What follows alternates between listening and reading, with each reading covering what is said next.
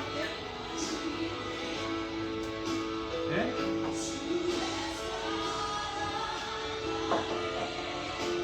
안 나와?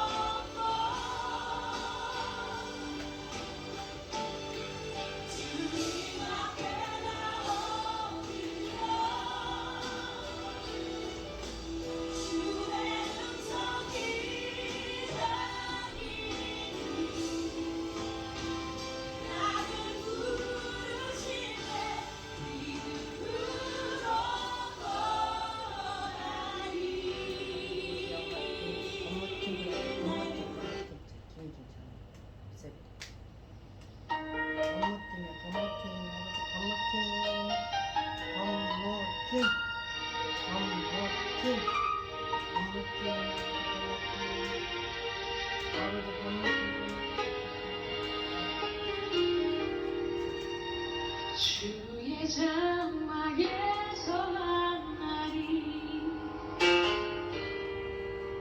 궁정에서 첫날보다 좋사오니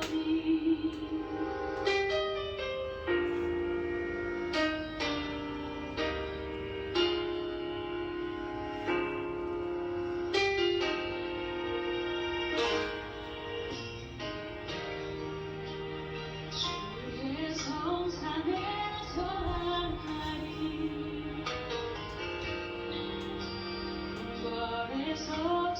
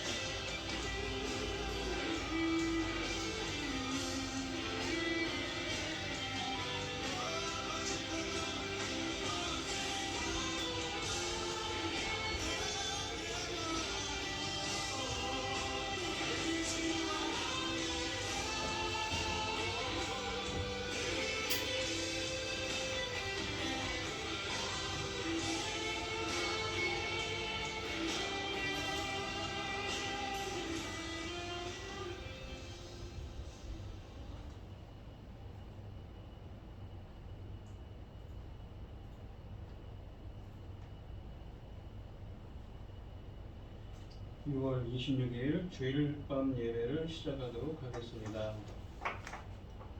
사도신경 하심으로 신앙 고백하시겠습니다.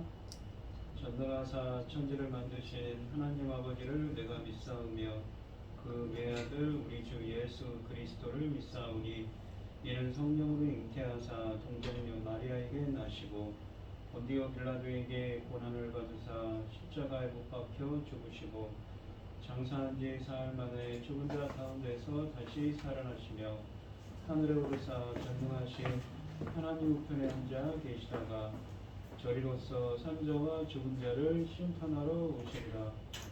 성령을 믿사오며 거룩한 공예와 성도가 서로 교통하는 것과 죄를 사하여 주시는 것과 몸이 다시 사는 것과 영원히 사는 것을 믿사옵나이다. 아멘. 동생이 와서 금방 하느라고 먼저 해주니라고. 땀땀이 나. 찬송가 320장을 하시고 고현희 집사님 기도해 주시겠습니다. 조금 들었네. 나의 죄를 정죄하사 주의 일꾼 삼으신 구세주의 넓은 사랑 항상 찬송합니다. 나를 일꾼 삼으신 주 크신 능력 하시고 언제든지 주 뜻대로 사용하여 주소서. 내게 부어 주시려고 은혜에 비하신 주 주의 은혜 채워주사 능력 있게 하소서. 나를 일꾼 삼으신 주 크신 능력 주시고 언제든지 주 뜻대로 사용하여 주소서. 죄의 짐을 풀어주신 주의 능력 크도다. 비록 나를 피로 사신 예수 내 맘속에 오소서. 나를 일꾼 삼으신 주 크신 능력 주시고 언제든지 주 뜻대로 사용하여 주소서. 주여 내게 성령으로 충만하게 채우사 생명수가 강물처럼 흐르게 하옵소서. 나를 일꾼 삼으신 주 크신 능력 주시고 언제든지 주 뜻대로 사용하여 주소서. 아멘. 전지 만물을 지으신 전능하신 하나님 아버지, 부족하고 보잘것없는 것을 저희를 자녀 삼으시고 아버지의 사랑 가운데 살게 하심을 감사드립니다. 복잡하고 어지러운 세상에서도 이 시간 하나님께 예배드릴 수 있도록 도와주셨으니 감사합니다. 아멘.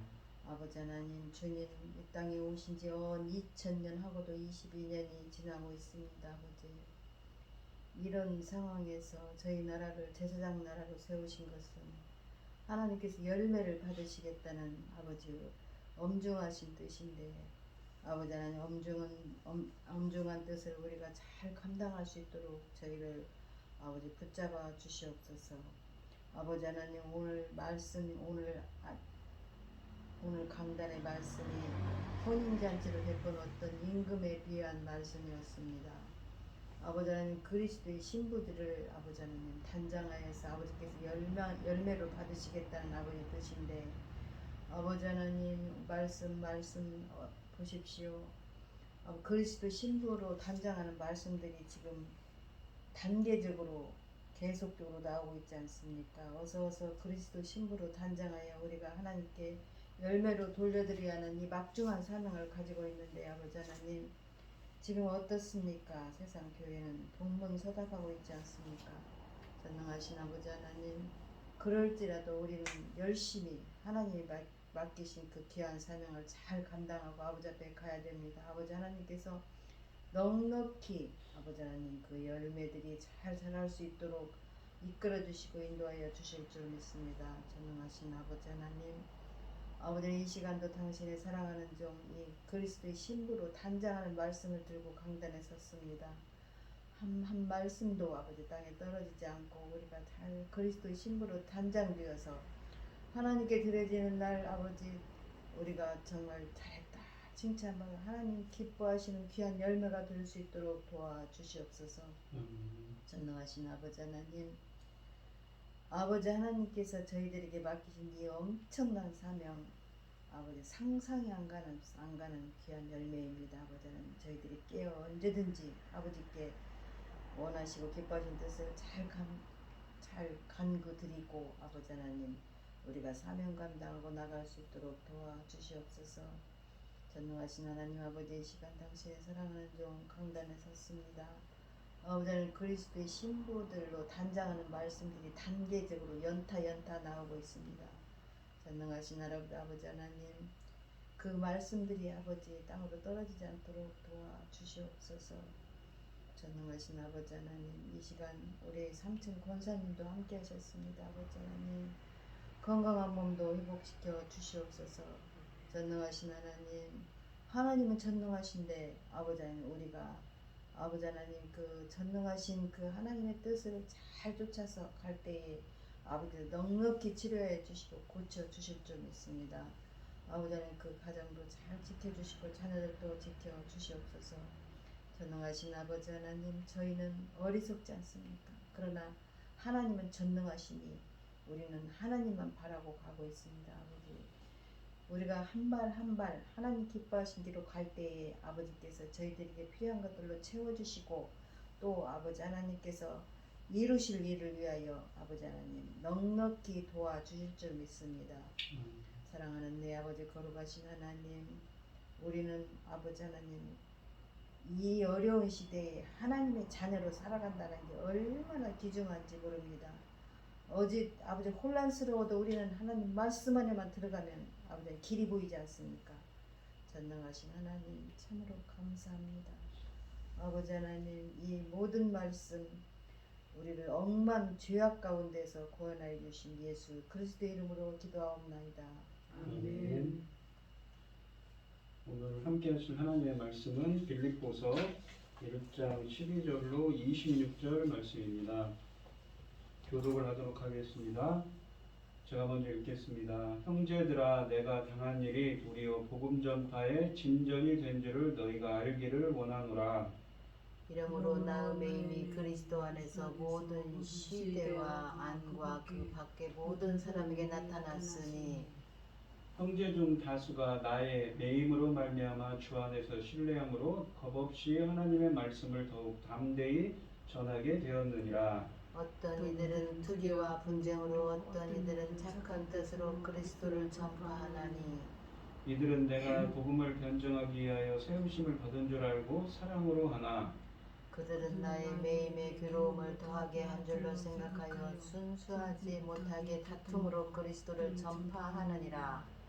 그러면 무엇이냐 거칠애로 하나 참으로 하나 무슨 방도로 하든지 전파되는 것은 그리스도니 이로써 나는 기뻐하고 또한 기뻐하리라. 이것이 너희의 간구와 예수 그리스도 성령으로 도우심으로 나를 구원에 이르게 할 줄 아는 고로 나의 간절한 기대와 소망을 따라 아무 일에든지 부끄러워하지 아니하고 지금도 전과 같이 온전히 담대하여 살든지 죽든지 내 몸에서 그리스도가 존귀하게 되게 하려 하나니 이는 내게 사는 것이 그리스도니 죽는 것도 유익함이라. 그러나 만일 육신으로 사는 이것이 내 일의 열매일진데 무엇을 택해야 하는지 나는 알지 못하노라. 내가 그 둘 사이에 끼었으니 차라리 세상을 떠나서 그리스도와 함께 있는 것이 훨씬 더 좋은 일이라 생각하고 싶으나 내가 육신으로 있는 것이 너희를 위하여 더 유익하리라. 내가 살 것과 너희 믿음의 진보와 기쁨을 위하여 너희 무리와 함께 거할 그것을 확실히 아노니 내가 다시 너희와 같이 있으므로 그리스도 예수 안에서 너희 자랑이 나로 말미암아 풍성하게 하려 함이라. 아멘. 아멘. 찬송가 452장입니다. 내 모든 소원 기도의 제목 예수님 닮기 원함이라. 예수님 형상 나 있기에 세상에 보았기 전에 예수를 닮기 내가 원하네. 날 구원하신 예수님을 내 마음속에 지금 고도사 주님의 형상 인치소서. 무한한 사랑 풍성한 긍휼 슬픈 자 위로하시는 주. 길 잃은 죄인 부르는 예수 그 영상 담게 하옵소서. 예수를 닮기 내가 원하네. 날 구원하신 예수님을 내 마음속에 지금 고도사 주님의 영상 인치소서. 겸손한 예수 거룩한 주님 원수의 멸시 참으시사 우리를 위해 고난을 받은 구주를 닮게 하옵소서. 예수를 닮기 내가 원하네. 날 구원하신 예수님을 내 마음속에 지금 고도사 주님의 영상 인치소서. 아멘.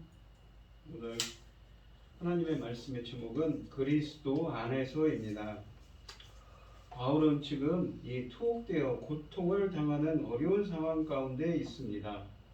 하지만 그는 본문에 보시면 기쁘고 기쁘다고 말합니다.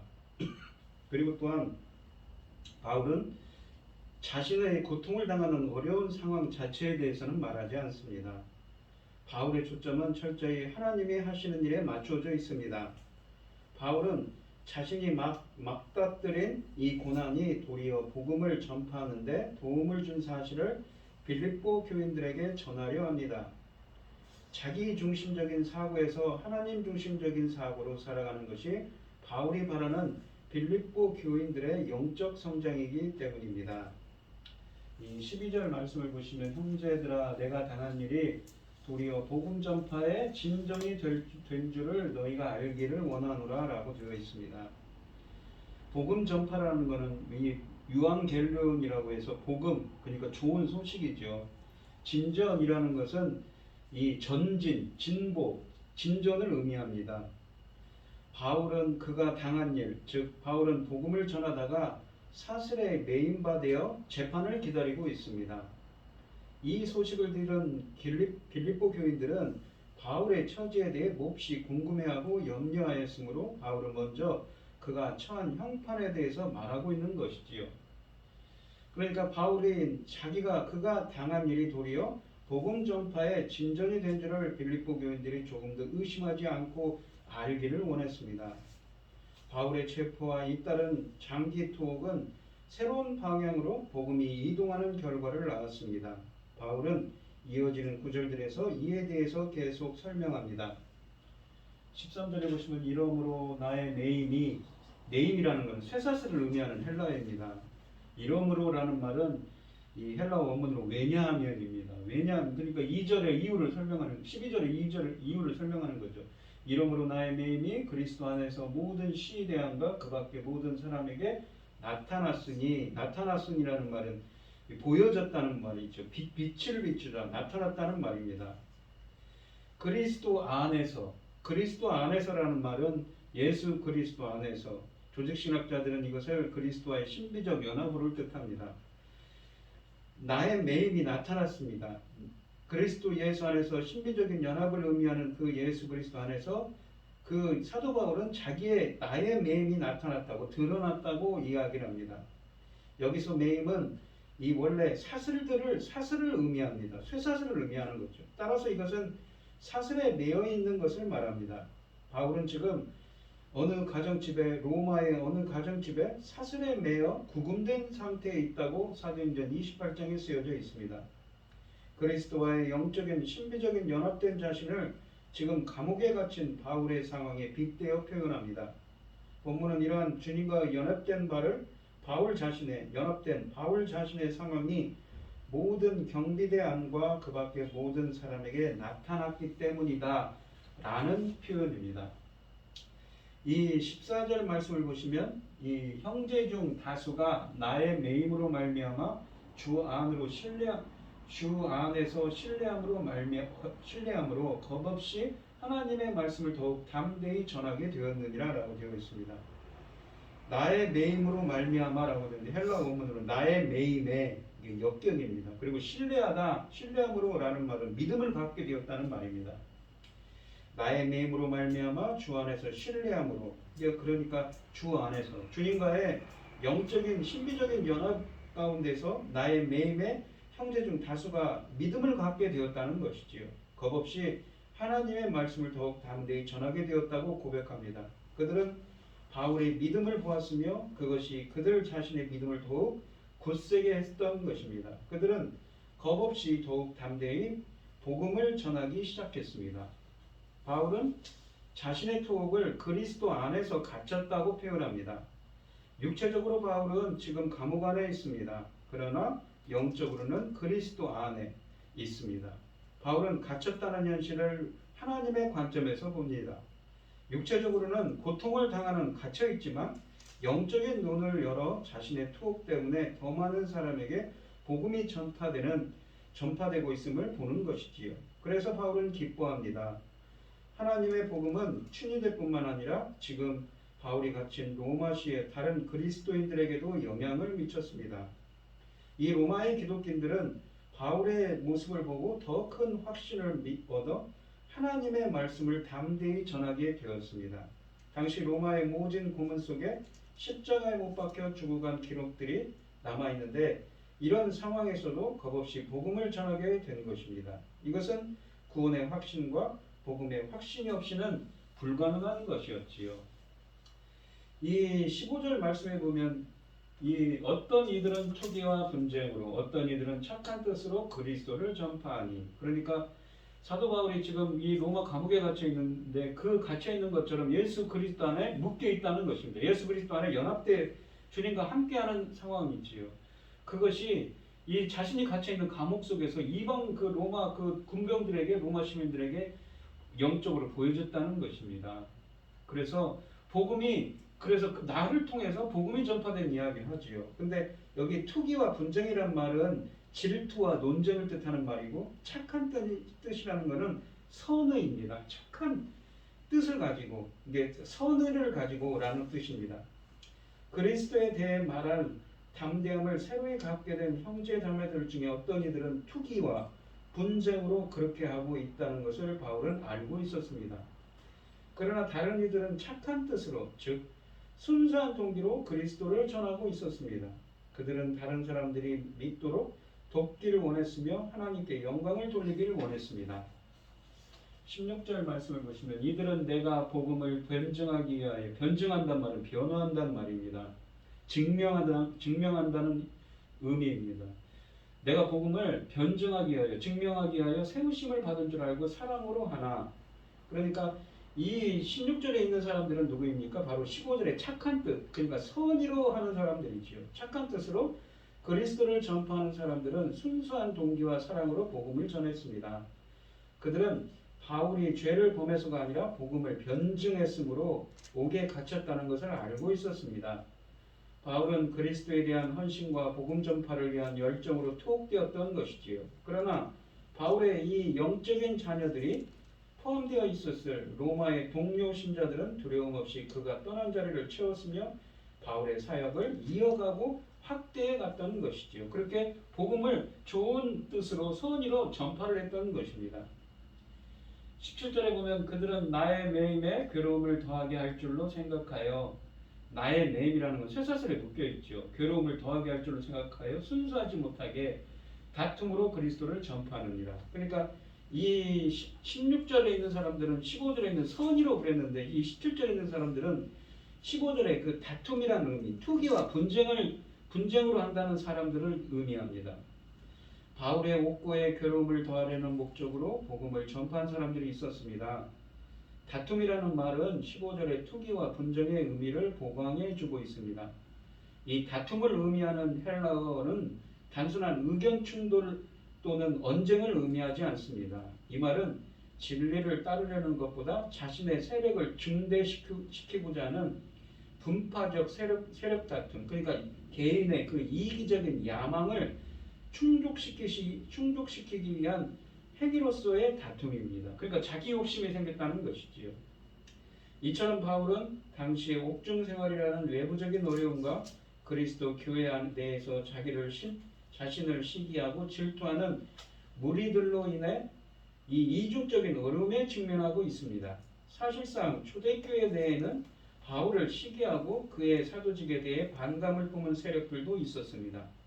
그들은 다툼으로 그리스도를 전파했다고 합니다. 18절 말씀을 보시면 그러면 무엇이냐, 거칠애로 하나 참으로 하나 무슨 방도로 하든지 전파되는 것은 그리스도니 이로써 나는 기뻐하고 또한 기뻐하리라. 사도 바울은 자신의 그 예수 그리스도 안에서 매임을 보고 로마 사람들이 회심을 하게 됐는데 어떤 사람들은 그 복음을 선의로, 또 어떤 사람들은 나쁜 그 이기적인 욕심으로 전했는데 무엇입니까? 전파되는 것은 그리스도니 이로써 나는 기뻐하고 또한 기뻐한다고 이야기를 합니다. 근데 참 역설적이죠. 사도 바울은 지금 쇠사슬에 매여 있습니다. 우리가 기독교 역사학자들이 이야기할 때 이 기독교 역사학자들이 추정을 합니다.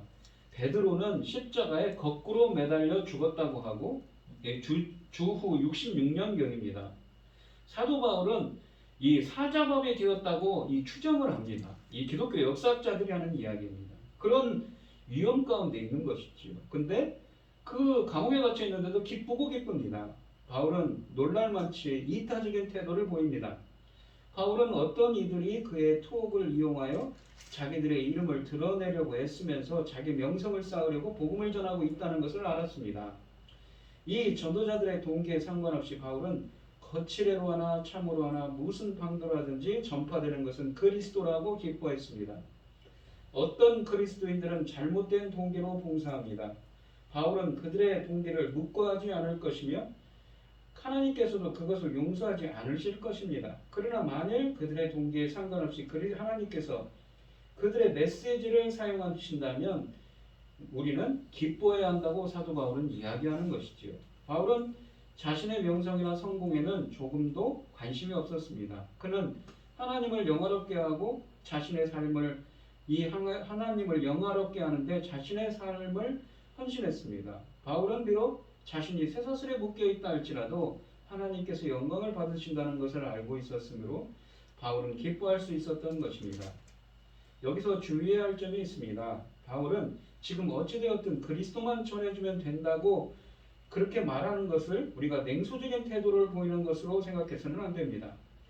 또한 하나님이 일하시니 목적만 달성되면 과정이 무슨 소용이냐라고 말하는 것도 아닙니다. 우리가 빌립보서 2장 3절과 14절에 보시면 아무 일에든지 다툼이나 허용으로 하지 말고 오직 겸손한 마음으로 각각 자기보다 남을 낮게 여기고 모든 일을 원망과 시비가 없이 하라라고 말씀하시지요.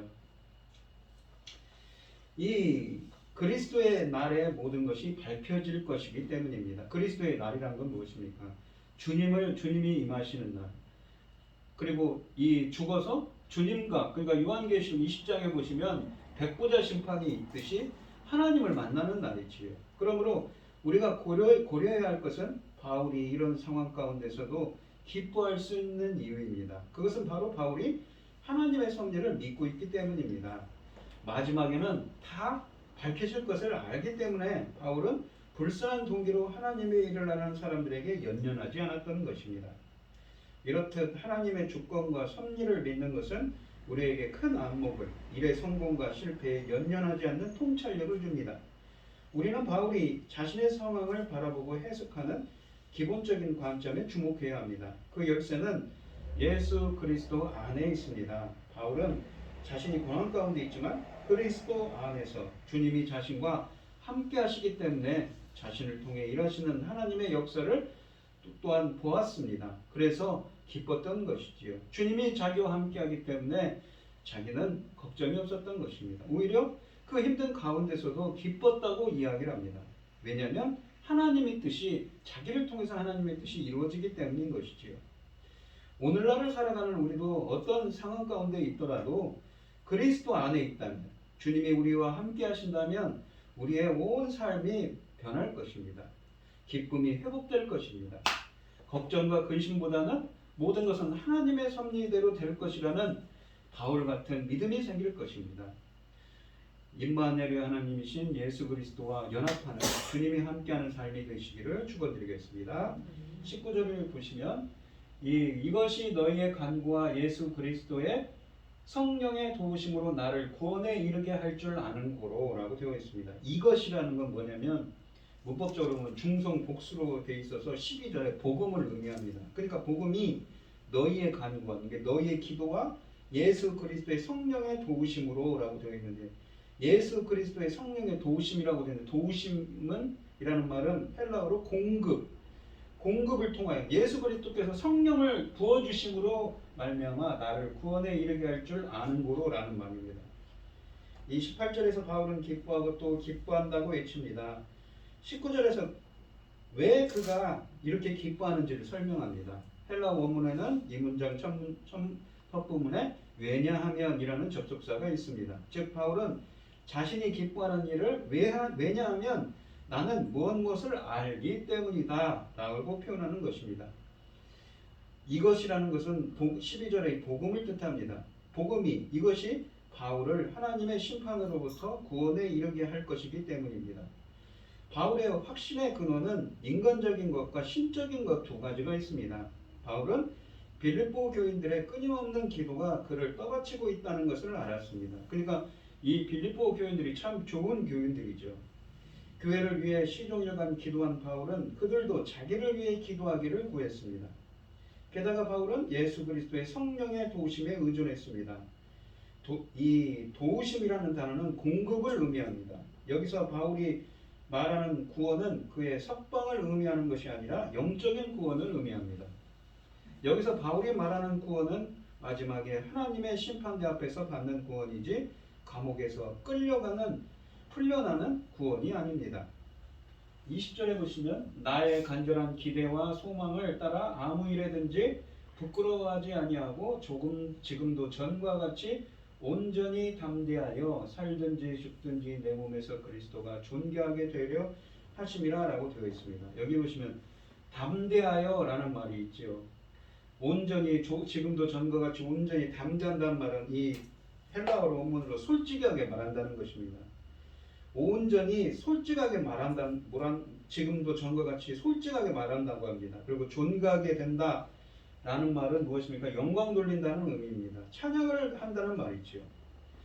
그런데 여기 보시면 이 나의 간절한 기대와 소망이라고 했는데 이 헬라어들은 로마서 8장 19절로 20절에 나오고 23절과 24절에서 나옵니다. 이 말은 바울은 같은 단어를 사용하여 하나님께서 태초부터 계획하고 계신 일, 즉 하나님의 아들들이 나타나기를 고대함에 대해 묘사하고 있습니다. 그러니까 똑같은 헬라어 단어가 쓰여져 있는 것이죠. 그러니까 하나님의 아들들이 나타나는, 자신이 복음을 전해서 많은 사람들이 때로는 이 복음을 전했는데 자신이 매어 있으면서도 자신의 로마 감옥에 매여 있는 것을 보고 많은 사람들에게 예수 그리스도 안에 있는 것이 보여졌고 또 선의로서 좋은 뜻으로 또 나쁜 의미로서 자신의 이기심을 통해서 예수 그리스도를 전파가 됐는데 그런데 나의 간절한 기도와 소망이라는 건 무엇입니까? 로마서 8장에 있는 것처럼 예수 그리스도의 그 아들들, 하나님의 아들들이 나타나는 것을 고대한다는 것이지요. 그 간절한 기대와 하나님의 아들들이 나타날 것이라는 그 간절한 기대와 소망을 따라 아무 일에든지 부끄러워하지 않고 지금도 전과 같이 온전히 솔직하게 말한다는 말입니다. 즉 바울은 최종 성취를 바라보고 있었습니다. 그는 자기의 재판의 판결이 아니라 자기가 남길 증언, 복음에 관심을 두고 있었습니다. 바울은 아무 일에든지 부끄러워하지 아니하기를 바라고 기대했습니다. 그는 자기가 부끄러움을 당할 것을 염려하지 않고 다만 복음을 제시할 용기를 위해 기도했습니다. 재판을 받을 때 바울은 머뭇거리거나 부끄러워하지 않고 하나님의 진리를 용감하게 말하기를 원했습니다. 이 담대하다라는 단어는 솔직하게 말한다는 의미입니다. 헬라어로요. 바울은 그리스도에 대해 말할 때 솔직하고 대담하기를 원했습니다. 살든지 죽든지 그는 오직 그리고 그리스도께 영광 돌리기를 원했습니다. 살든지 죽든지라는 언급하는 것으로 보아 바울은 재판 결과 사형을 당하거나 감옥에서 죽을 수도 있음을 염두에 둔 것 같습니다. 그럼에도 바울은 자신의 몸에서 그리스도가 존귀함 받기를, 주님께 영광 돌리기를 기대하고 소망합니다. 바울은 더 담대하게 솔직하게 끊임없이 그리스도를 증거하여 자기 삶에서 그리스도가 존귀하게 되길 바라고 있습니다. 우리도 마찬가지여야 되는 것이지요. 그러니까 무슨 말입니까? 자신의 이 로마교회에 갇혀 있으면서도 복음이 자신을 통해서 복음이 전파됐는데 비록 선의로 또 나쁜 의미로도 나쁜 뜻으로도 이렇게 그리스도가 전파되어서 간절한 기도의 소망, 하나님의 아들이 나타날 그 로마서 8장에 쓰여진 간절한 기도의 소망을 따라 아무 일에든지 부끄러워하지 않고 온전히 담대하여 솔직히 말하며 온전히 솔직히 말하여서 어떻습니까? 살든지 죽든지 무엇입니까? 자신이 지금 죽더라도 로마 금역에 갇혀 있지만 내 몸에서 그리스도가 존귀하게 되기를, 주님께 영광 돌리기를 바란다고 말을 하는 것이지요. 21절에 그러니까 자신의 사명에 참 투철한 사도 바울입니다. 이 이방인의 사도로서 말입니다. 21절에 보면 이는 내게 사는 것이 그리스도니 죽는 것도 유익함이라 라고 되어 있습니다. 이 20절의 이유가 21절에 나옵니다. 그러니까 왜 그렇게 자신은 주님께 그렇게 해서 영광 돌리기를 원하냐라는 말이죠. 왜냐하면 사는 것이 곧 그리스도이기 때문입니다. 내게 사는 것이라는 것이죠. 내게, 나한테, 나와 함께 사는 분, 그러니까 주님과 연합한 나에게 생명을 주시고 나와 함께 사시는 분, 내가 그 안에 그가 내 안에 있는 예수 그리스도와 함께하는 삶이기 때문인 것이지요. 바울에게는 삶 자체가 그리스도였습니다. 삶과 죽음을 초월하여 상관하지 않는다는 뜻이 아니라 바울에게 삶의 본질은 그리스도였으며 또 내게 사는 것은 그리스도, 즉 그분과 함께하는 영적인 연합을 이루는 것이었습니다. 바울은 자신의 삶은 물론 죽음도 하나님의 주권적인 의지의 결정이라는 것을 알고 있었습니다. 죽는 것은 비극이 아니라 오히려 바울의 소망과 기대의 실현입니다. 바울은 다른 한편으로 그리스도의 존전에 이르는 이 죽음은 관문이었습니다. 죽는 것도 유익할 것인데 그 이유는 바울의 순교가 그리스도께 영광이 되고 그로 구주를 대변하게 해줄 것이기 때문입니다. 죽음까지도 불사하는 바울의 신실하고 담대한 증언은 복음에 대한 평판을 높여줄 것이었습니다. 바울이 자신의 죽음을 암시하는 본문에서조차 전체를 둘러싸고 있는 어조는 여전히 기쁨과 소망입니다. 바울은 감옥 속에서 죽음의 위협에 직면해 있지만 오히려 기뻐하고 소망합니다. 왜냐하면 복음을 꾸밈없이 전하며 하나님의 아들들이 나타남을 볼 기대 때문이었던 것이죠. 그 소망 가운데 있었던 것이죠. 그래서 왜냐하면 주님이 내가 함께하고 있기 때문이다. 나는 이 형장의 이슬로 사라져도 상관없다는 의미입니다. 결국 하나님 앞에서 구원받고 부끄럽지 않을 것을 확신하기 때문이었습니다. 죽든지 살든지 중요하지 않았습니다. 바울이 재판을 앞두고 소망했던 것은 그 과정을 통해 복음이 전해져 믿음을 갖는 사람들이 하나님의 아들들이 많아져서 그리스도의 이름이 높아지는 것입니다. 그 가능성 때문에 바울은 기뻐하고 기대합니다.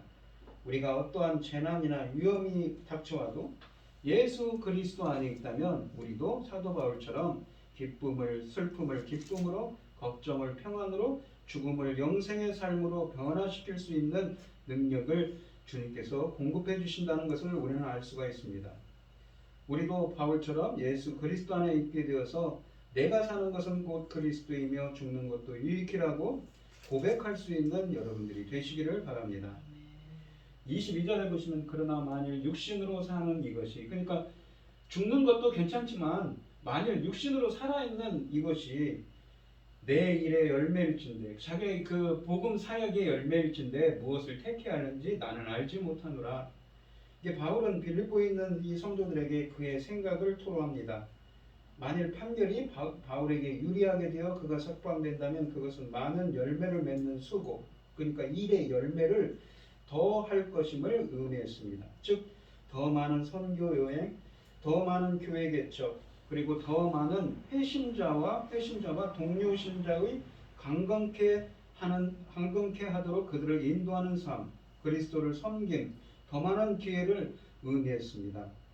바울은 다른 곳에서도 이러한 표현들을 사용했습니다.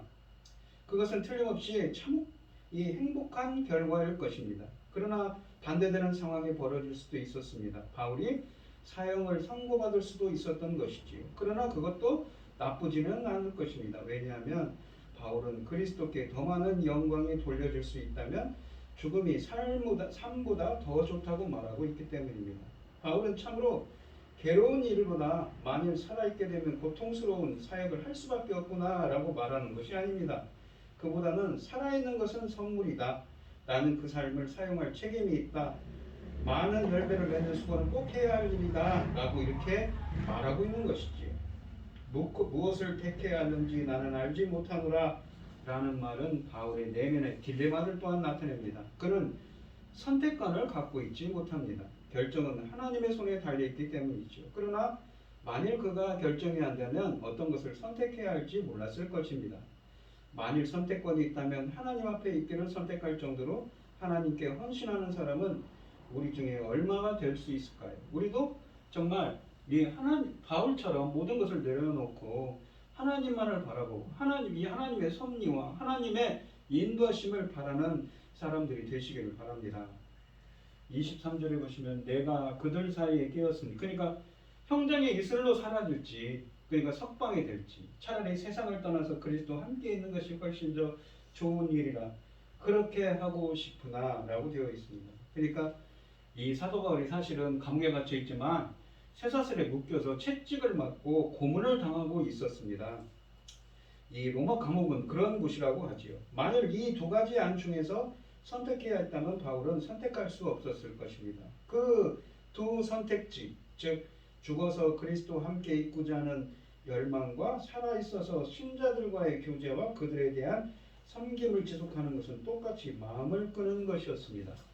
바울이 세상에서 섬기는 동안 그리스도와 친밀한 교제 가운데 살았지만 하늘에서 그리스도와 함께 있는 것은 사람이 상상할 수 있는 것보다 훨씬 밀접하고 더욱 친밀할 것입니다. 이 말은 죽음에 대한 바울의 이해를 보여줍니다. 즉 신자들은 이 영옥에서 기다리거나 영혼이 잠자는 상태가 아니라 즉시 주님과 함께 있는 것입니다. 바울은 죽음이 훨씬 더 좋은 것이라는 사실을 조금도 의심하지 않았습니다. 그가 죽으면 자신의 궁극적인 목적, 그러니까 주님과 함께 할 것이라는 것을 이루게 될 것이며 마침내 하나님 앞에서 영원한 교제를 누리며 천국에서 거할 것을 알고 있기 때문인 것이지요. 그러니까 그러한 구원의 확신이 있기 때문에 이런 말을 하는 것입니다. 왜요? 예수 그리스도 안에 있기 때문에 가능한 것이지요. 주님과 친밀한 교제 가운데 있기 때문에 그런 것입니다. 24절에 보시면 내가 육신으로 있는 것이 너희를 위하여 더 유익하리라. 너희는 누구입니까? 바로 빌립보 교회 형제들이죠. 바울은 어느 때든지 죽을 준비와 각오가 되어 있었으며 천국에 대한 확신으로 실제로 죽음을 고대하고 있었습니다. 그러나 그는 자기의 개인적인 바람조차도 하나님의 뜻에 굴복해야 한다는 것을 알고 있었습니다. 바울은 그의 지상사역이 아직 끝나지 않았다는 것, 그리고 교회들이 성장하고 견고하게 되도록 도우려면 그가 육신으로 있는 것이 필요하다는 것을 알고 있었습니다. 바울은 자신의 바람보다 동료 신자들, 그러니까 빌립보 교회 성도들의 필요를 우선시했습니다. 25절에 보면 그 내가 살 것과 너희 믿음의 진보와 기쁨을 위하여 너희 무리와 함께 거할 이것을 확실히 아노니. 그러니까 거할 것, 내가 살 것이라고 되어 있는데 원문은 남았습니다. 내가 남아서 이 세상에 남아 있는 거죠.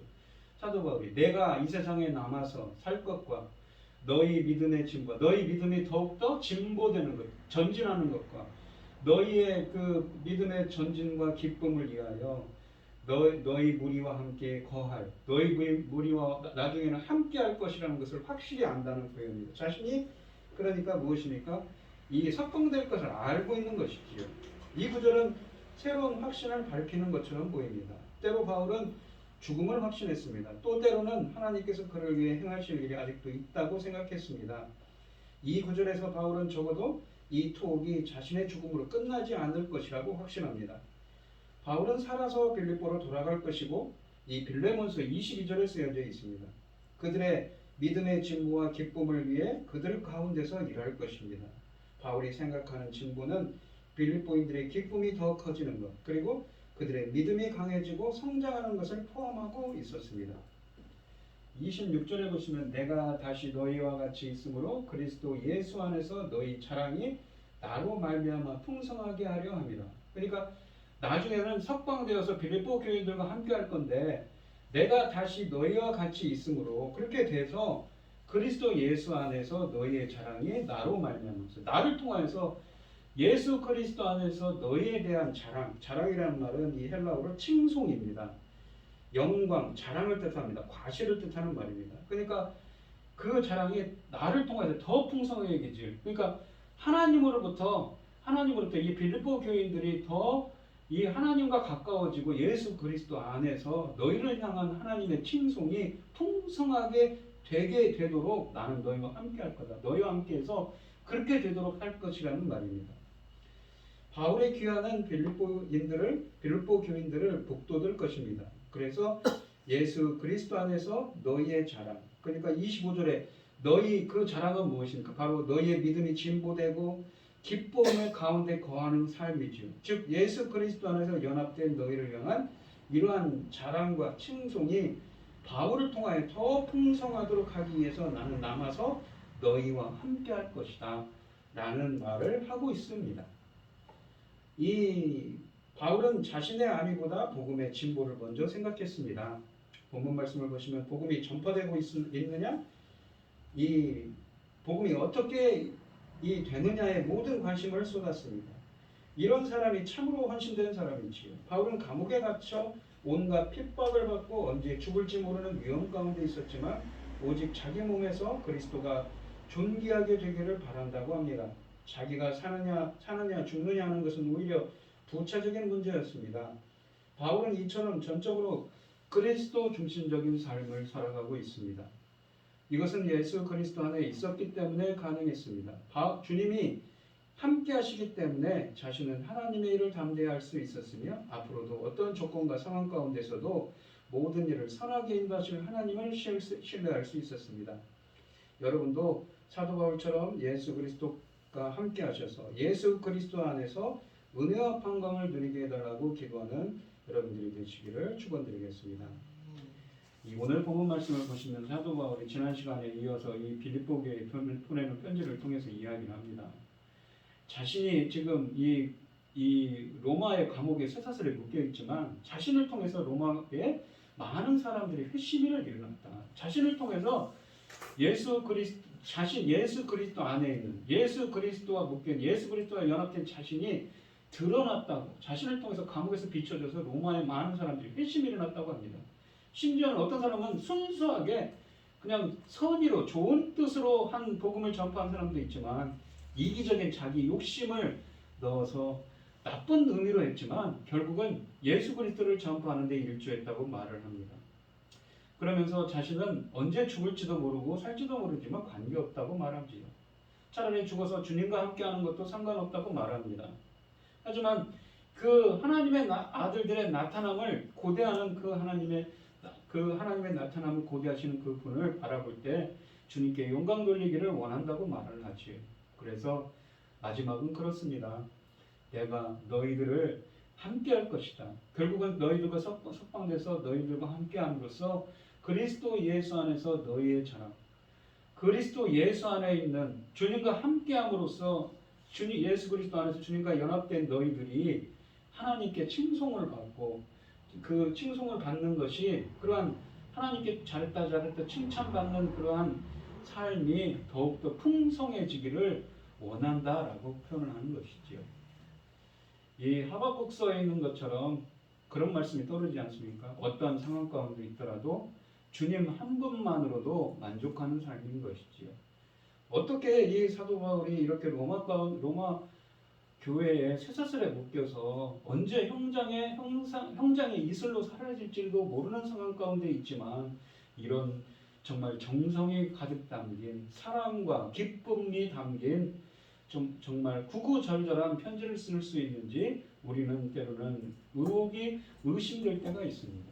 하지만 오늘 본문 말씀에 있는 것처럼 예수 그리스도 안에 있다면, 주님이 우리와 함께한다면, 내가 그 안에, 그가 내 안에 있다면 가능한 일입니다. 우리가 어떤 상황 가운데 있더라도 예수 그리스도 안에 있다면 우리들도 사도 바울처럼 이야기할 수 있는 것이지요. 모든 천지 만물을 지으시고 창조하신 그 천지 만물을 섭리하시는 주님께서 우리가 어떠한 상황 가운데 있더라도 인도하실 것을 알고 있습니다. 왜? 사도 바울은 주님이 자기와 함께하기 때문인 것이지요. 우리들도 우리가 어떠한 상황 가운데 있더라도 예수 그리스도 안에 있다면, 주님이 나와 함께 하신다면, 우리와 함께 한다면 걱정할 것이 없습니다. 오히려 이렇게 온갖 고문과 채찍을 맞고 언제 형장의 이슬로 사라질지 모르는 감옥에 갇혀 있지만 사도 바울은 기뻐합니다. 왜요? 자신을 통하여 복음이 전파되고 많은 사람들이 회심이 일어났기 때문인 것이지요. 어떤 상황 가운데서도 주님이 함께 하시는 삶, 주님이 주시는 형언할 수 없는 기쁨과 감사가 넘치는 삶이 되시기를 축원드리겠습니다. 기도하겠습니다. 하나님 아버지 감사합니다. 사도 바울은 지금 로마의 감옥에 갇혀 있습니다. 쇠사슬에 묶여 있습니다. 하지만 자신을 통하여 일하시는 하나님을 바라보고 또한 앞으로도 하실 하나님의 그 섭리를 바라봅니다. 그래서 그는 기뻐할 수가 있습니다. 감사할 수가 있는 것이죠. 참으로 역설적인 삶입니다. 우리가 어떠한 상황 가운데 있더라도 주님이 나와 함께 하신다면, 우리와 함께 하신다면 우리들도 이렇게 사도 바울처럼 정말 인생을 달관한 듯한 정말 주님께 모든 것을 맡기고 주님께 의지하고 주님만을 바라보며 주님과 함께하는, 주님과 동행하는 삶이 될 수 있음을 알게 됩니다. 임마누엘 하나님이신 주님께서 저희들과 함께하시고 저희들의 부족함과 연약함이 있지만 주님께서 저희들을 인도하여 주셔서 저희들도 이 사도 바울처럼 어떤 상황 가운데도 기쁨과 감사가 넘치는 삶, 주님께 모든 것을 의지하는, 주님과 동행하는 삶이 될 수 있도록 주님 인도하시고 함께하여 주시옵소서. 이 모든 말씀 거룩하신 예수님의 이름으로 기도합니다. 아멘. 찬송가 324장입니다. 예수 나를 오라네, 예수 나를 오라네, 어디든지 주를 따라 주와 같이 가려네. 주의 인도하심 따라, 주의 인도하심 따라, 어디든지 주를 따라 주와 같이 가려네. 겟세마네 동산까지 주와 함께 가려 하네. 피땀 흘린 동산까지 주와 함께 가려네. 주의 인도하심 따라, 주의 인도하심 따라, 어디든지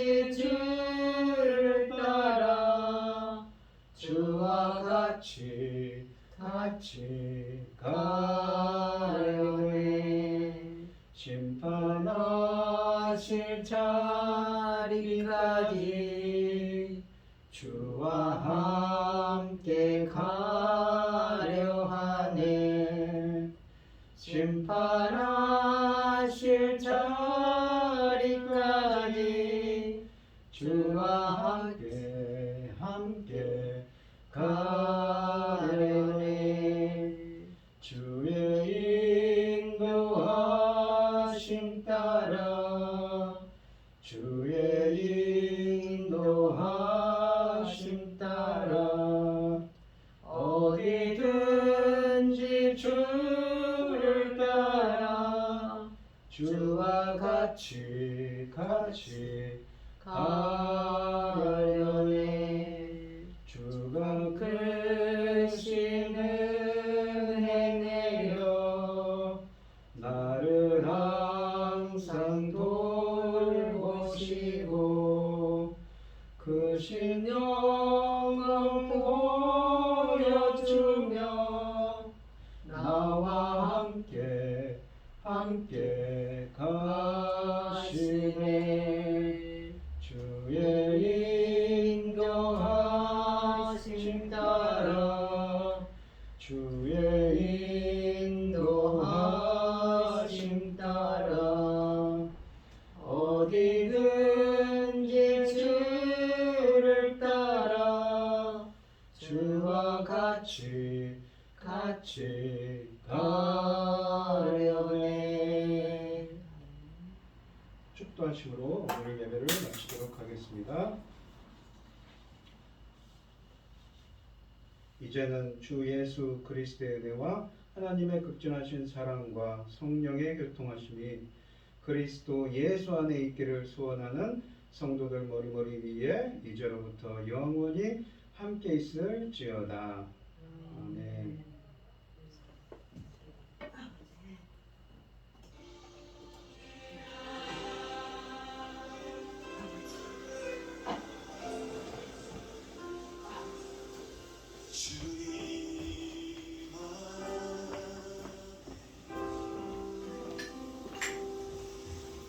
수고하셨어요, 목사님.